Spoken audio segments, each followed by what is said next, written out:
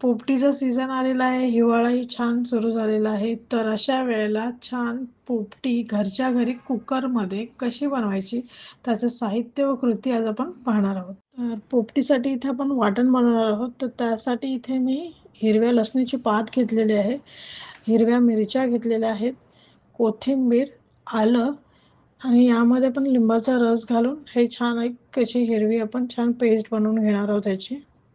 इथे मी तुरीच्या शेंगा घेतलेल्या आहेत, रताळे घेतलेले आहेत आणि छोटे बटाटे घेतलेले आहेत, वालाच्या शेंगा, मटार आणि मके घेतलेले आहेत. रताळे आणि बटाटे आपण त्याला मध्ये चीर पाडून घेणार आहोत. आता इथे मी वाटलेलं वाटण घेतलेलं आहे. हे हळद, लाल तिखट घेतलेलं आहे, गरम मसाला व धना पावडर, मीठ घालून घेतलेलं आहे. हे व्यवस्थित मिक्स करून घेऊ आणि यामध्ये आपण थोडं तेल घालून घेणार आहोत आणि ज्या चिरा पडलेले रताळे आणि बटाटे आहेत त्यांना व्यवस्थित हे लावून घेऊया. सर्वच भाज्यांना आपण हे व्यवस्थित लावून घेणार आहोत. बनवलेला मसाला आपण सर्व भाज्यांना व्यवस्थित चोळून घेणार आहोत. तसंच आपण इथे नॉनव्हेज पोपटीची तयारी करणार आहोत. तर त्यासाठी इथे मी 1 किलो चिकन घेतलेलं आहे आणि 7 ते 8 मी इथे अंडी घेतलेले आहेत. त्यांनाही सेम आपण मसाला लावून घेणार आहोत. पोपटीतील मेन इन्ग्रेडियंट म्हणजे भांबरूडची पानं. तर ही भांबरूडची पानं अशी दिसतात. तर हीच वापरून आता आपण पोपटी व्यवस्थित अरेंज करून घेणार आहोत. सगळं साहित्य कुकरमध्ये आपण अरेंज करणार आहोत. तर सर्वप्रथम मी इथे कुकरमध्ये मक्याची पानं लावून घेते.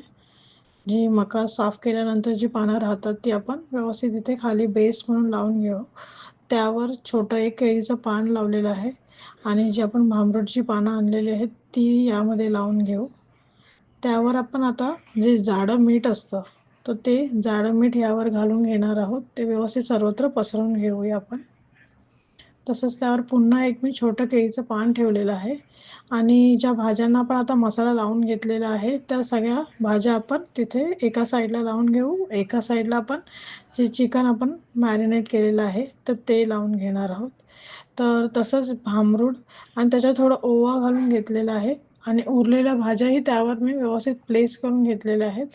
रताळे, मके, बेबी पोटॅटो आपले ते सगळे व्यवस्थित लावून पुन्हा त्याच्यावर एक भांबरूडचा थर टाकणार आहोत पानांचा आणि त्यावर पुन्हा थोडं ओवा घालून घेणार आहोत आणि थोडी पुदिन्याची पानं घालून घेणार आहोत.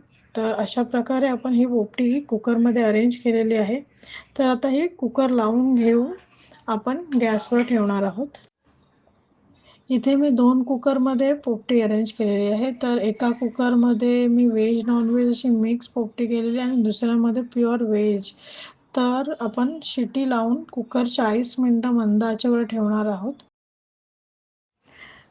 एक 40 मिनिटाने आपली व्हेज पोपटी तयार झालेली आहे. तर ती आपण खोलून बघणार आहोत. तर छान अशा व्यवस्थित सर्व भाज्या शिजल्या गेलेल्या आहेत. तसंच थोड्या वेळानंतर आपण नॉनव्हेज पोपटी ओपन करणार आहोत. तर त्यामध्येही चिकन व सर्व भाज्या व्यवस्थित शिजल्या गेलेल्या आहेत. अशी छान गरमागरम पोपटी आपल्या फॅमिलीसोबत या हिवाळ्यात तुम्ही नक्की एन्जॉय करा आणि आमच्या मॅलो किचन चॅनलला लाईक, शेअर आणि सबस्क्राईब करा. धन्यवाद. अन्न हे पूर्ण ब्रह्म.